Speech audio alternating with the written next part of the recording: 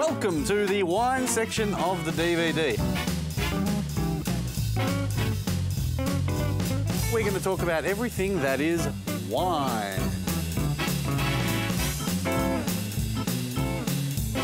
His name is Paul, and he's the guy responsible for going around to all the restaurants and educating those people that pop your cork.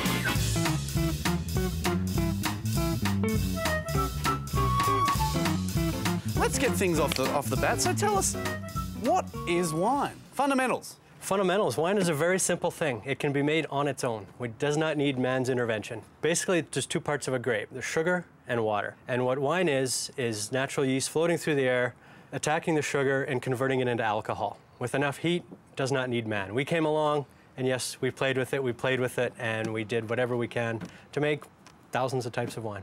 We only know a handful. The popular ones such as Merlot or Sauvignon Blanc or Cabernet, but all over the world, there's just thousands of types of different grapes. And in North America, what do we call, there's New World and Old World. Old World is Europe.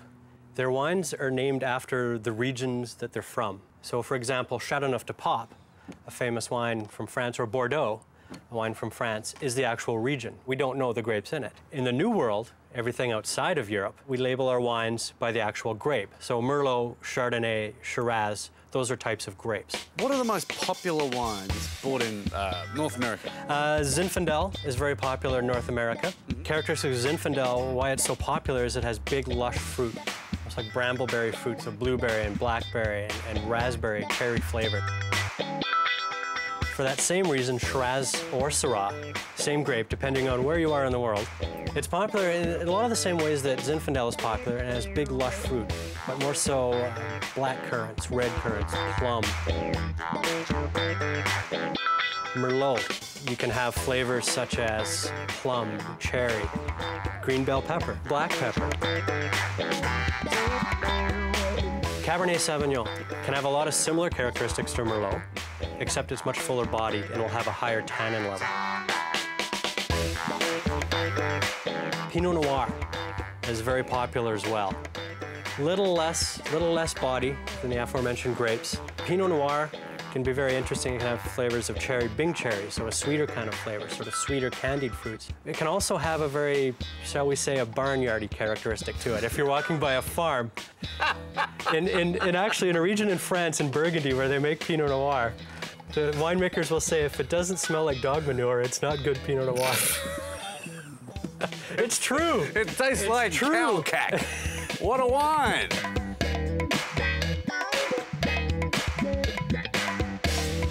Righto then. Let's go for the top 5 white wines. Probably the most popular would be Chardonnay. It can be quite full-bodied and rich in texture. It can have flavor of green apples, butter, vanilla.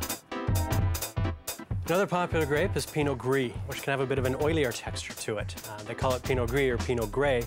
Sometimes also it can have sort of a grayish, pinkish hue to it. It can have citrus flavors to it and can be quite full-bodied and have a little bit of spiciness to it, like a white pepper spice.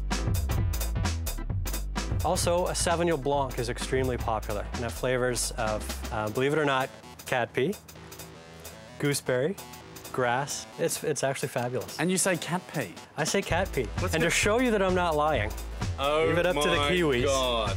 The cat pee, yeah, gooseberry bush. Typical. Typical. I love the Kiwis, but dagnammit, they're a little weird. Exhibit A. Riesling. Personally, it's one of my favorite grapes. It can be made from very dry to very sweet. It can have very clean citrusy qualities to it. And aged Riesling sometimes can have flavors of petrol or gasoline, which sounds off-putting, but it's a very intriguing flavor. And the 5th popular white wine grape, I would say would be Gewürztraminer. Fun to drink, fun to say. And it can have lovely flavors. It can have a very much a thicker texture on the palate. Flavors, again, of the lemon, lime, citrus flavors. Lychee nut. Can be very sweet, but very interesting. It has a nice bit of spicy note.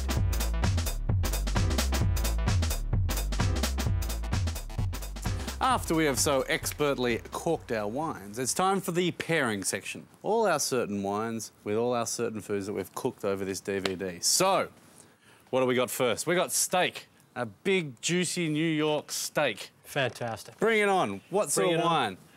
Well, with the protein and the tannin, you want a wine that's fairly high in tannin to handle the protein. Tannin is actually tannic acid. It's the acid you'll find in black tea. It gives you this sort of that dry, woody, puckering sensation on the side of your mouth. That's right. So we've chosen a Cabernet Sauvignon. Oh, very good. There it is right there. Go with our steak. Well, enough talking. Start pouring. You finally said that. Hey! Thank you very much. Is there a trick to tasting? Like, take me through it. There is a little bit of a trick. Take me through it. First of all, there's basically 3 parts of a wine glass. There's a bowl, there's the stem, and there's the base. Another word for the stem or the base would be the handle. You don't want to hold the wine in the bowl. Your hand gives off so much heat. You're going to heat up the wine, and it's not going to taste as fresh. It's going to be a little flat. Especially if you've been out in the barbecue, it's the last thing you need. Part of really enjoying wine is look at the color. I mean, you're going to get a range of different colors as we taste through wines. And also what we do is we like to swirl the wine around a little, yes. And it's not to look good, it's not to impress our friends. We're getting all the components of the wine moving around. Now what we want to do is you want to get your nose deep into the glass. Give it a good smell. And what you're smelling, we call it the nose or the bouquet of the wine. Now we take a little bit, we sip it into our mouth. Is you can actually want to sort of slurp or gargle it through your mouth a little bit. The reason is different parts of the tongue pick up different sensations. Yeah. The front of the tongue will pick up sweetness. The sides of the tongue will pick up the tannin, bitterness. The back of the tongue will pick up alcohol and acidity. And a little bit on the inside will pick up saltiness. So that's why we do that, to get it all through the mouth. Now we taste. Hey! And the reason we smell it is because what you smell and what you taste can be very different. I've heard that it always tastes better on the second mouthful. Is it a truth or lie? If it's a good wine, it will taste better. Better on the second mouthful? Better on the second. What you'll find is the wine, what happens is the longer it's open, more oxygen will come in contact with the wine. And it oxidizes it slightly. And you will get different flavors and characteristics. So you get a different taste from the second to the third to the fourth to the fifth. It will continue to always develop and change. That's the fun part about wine as well. No glass is the same.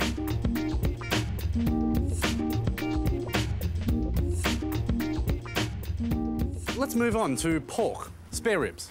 The barbecue spare ribs that we had earlier on. Yes. Now, what would be a great wine to have with that? You could go with many different wines, but being the wine rebel that I am. Oh, yes, he's a rebel, all right. In honor of your Australian heritage, I've chosen an Australian Shiraz. Ah. For the reason of complementary flavors. You've got sort of, with the spare ribs and the sweet barbecue sauce, you've got the sweet fruit in the Shiraz, the currants and the plums and the cherries. I think that's going to go very nicely. That's gorgeous. I like that. That works. Oh, and it's Australian. Hey? Okay, well, let's move right along. Let's head off to Chicken Land. Chicken Land. What would be the best sort of wine to have, a red or a white? Because everyone always says a white, but you're a bit of a rebel. I'm a bit of a rebel, so you know we're going with a red. You know we're going with a red. You can go either way, but what I've chosen is a Pinot Noir. Oh, hello. A little bit of a lighter-bodied red. Chicken being sort of a lighter meat, but with the barbecuing of the chicken, you're going to get that smoky flavor from it. So you can go with a lighter-bodied red and sort of match the food and the wine by texture and body. You've got a lighter-bodied meat, you've got a lighter-bodied wine. But that smokiness is going to go really well with some of that barnyardy quality that Pinot Noir can have. I think that will play off each other very, very well. Okay, I'm thinking chicken. I'm swirling the Pinot. I can see it working. I can see it working. Oh, yeah. See a bit of that sort of barnyardy kind of... Yeah, it's really light. It's Absolutely. Really surprisingly light for a red. Absolutely. And I don't know if you noticed any sensation in the back of your mouth. Yeah, for sure. That's the acidity. Usually we only talk about acidity in white wine, which is a complete misnomer. There's acidity in red wine as well. A little more prominent in wine in the Pinot Noir grape.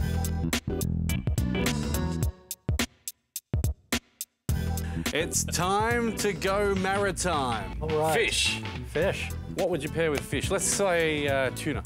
Okay, now we've done you know, the reds. We've done the red with the chicken. So now we're gonna go rosé.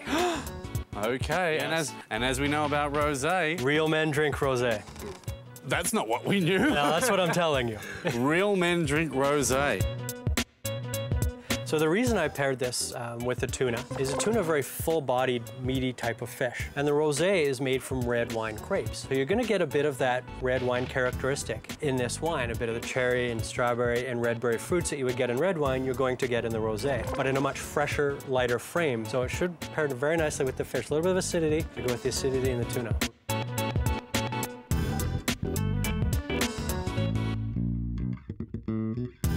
Wow, that is a different kind of wine.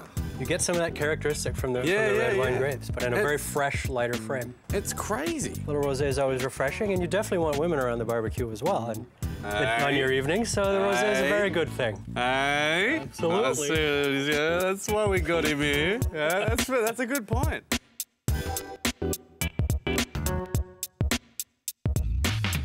Let's just imagine that we've prepared a dish that's really, really spicy. Super hot dish, I would go with Riesling. You basically want something that's low in alcohol. Alcohol will compete against spice. So German Rieslings, a sweeter German Riesling, are generally very low in alcohol. That would be nice. They also have a higher level of acidity. So a higher level of acidity will be able to take on more of the spice without affecting the flavors of the wine. And flavor-wise, the sweet and spice actually works very well together.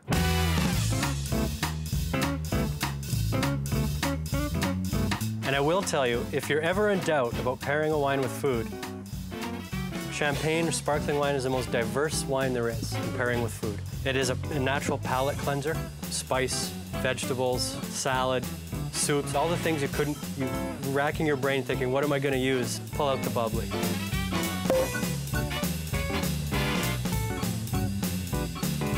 And I always say there's 5 points of life. You eat, you drink, you sing, you dance, and you get naked. Usually in that order. Absolutely. This guy's pretty good. Cheers to that. And cheers to you guys. Now, unfortunately, I've heard some rumors that beer is better than wine at a barbecue. That's absolute nonsense. There's certain types of wine that handle spice extremely well and handle the heat of the barbecue very, very well. Also, when you're out at a barbecue, the rumors come up that, you know, beer is more affordable than wine, but they sell it in 6-packs as opposed to 1 bottle. So you're out barbecuing, you have the bottle with you, you don't have to run back and forth into the kitchen all the time to get your beer. The wine is much, much better, and there's thousands of types of wine, much more than beer. So put down the bottle, pick up a glass, have some wine. Beer sucks.